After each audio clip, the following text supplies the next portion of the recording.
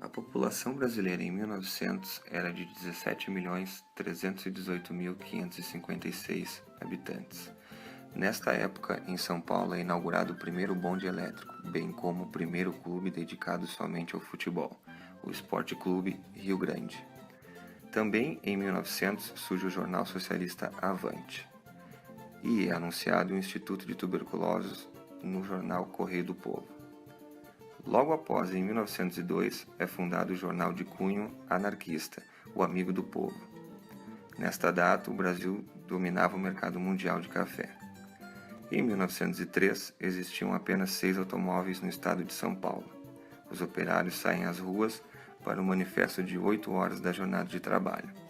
Esta manifestação ficou marcada na história como a primeira greve do sindicalismo brasileiro. Em 1904, reboliço na capital contra a lei da vacina obrigatória. A vacina acaba se impondo ao povo e a febre amarela é liquidada no estado do Rio de Janeiro.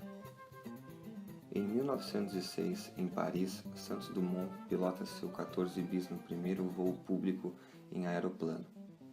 Charges retratam a aprovação do serviço militar obrigatório, bem como a política do café com leite.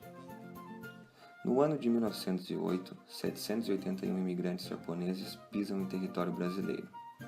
2 estudantes são mortos pela polícia em passeata e o escândalo sai em nota no jornal Carioca, como Primavera de Sangue. Após o voo do 14 bis, aviões começam a ser utilizados em propagandas.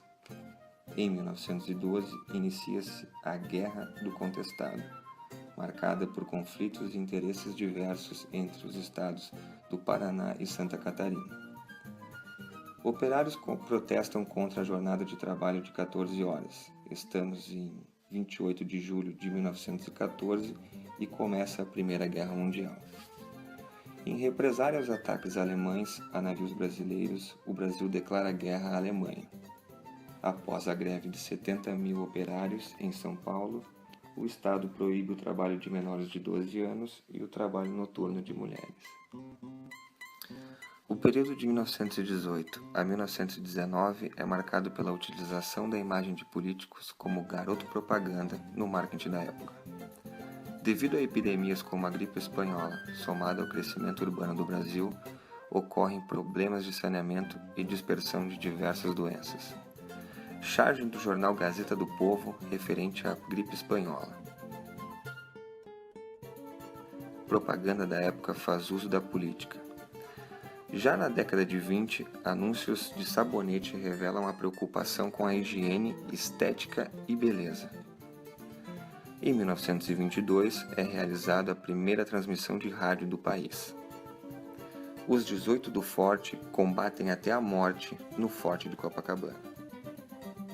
Anúncios de medicamentos, produtos de beleza, joalherias e publicidade da Semana de Arte Moderna de 1922 adquirem destaque.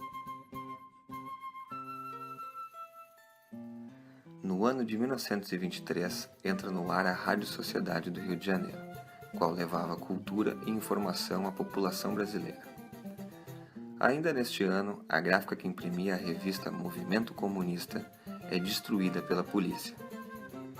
Em 1925, inaugura-se a primeira montadora de automóveis do país, a General Motors.